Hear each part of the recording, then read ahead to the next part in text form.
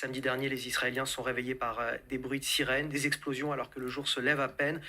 Et en quelques heures à peine, c'est toute une région qui est entrée en guerre. Oui, ce jour-là, les hommes du Hamas ont envahi Israël par l'air, la terre et la mer à l'occasion d'une attaque d'une ampleur inédite. Retour sur cette journée qui a plongé les Israéliens dans l'horreur avec Mathieu Devez. Vers 6h30 du matin, les premières roquettes sont tirées sur Israël depuis la bande de Gaza. Le début de l'attaque surprise et massive du Hamas. Très vite, les sirènes d'alerte retentissent dans le centre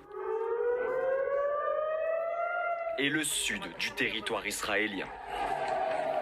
Ses habitants, ici une femme et 2 enfants, tentent de se mettre à l'abri avec l'aide de 2 policiers.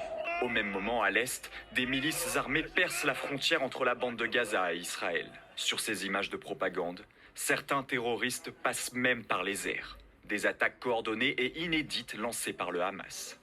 Il s'en prend aux forces de sécurité. Ici, c'est un militaire israélien qui est extrait de force de son char.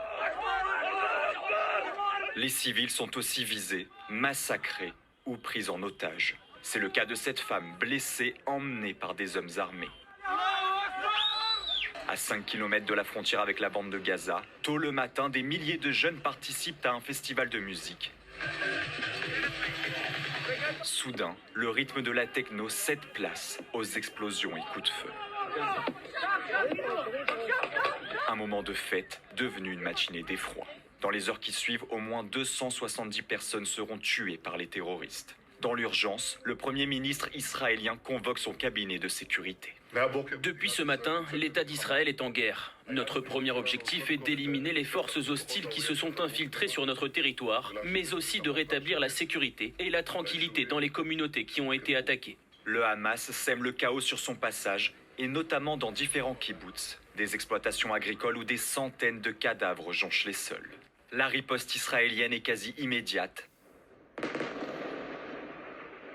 Des frappes massives ciblent plusieurs immeubles de la bande de Gaza et se prolongent la nuit tombée.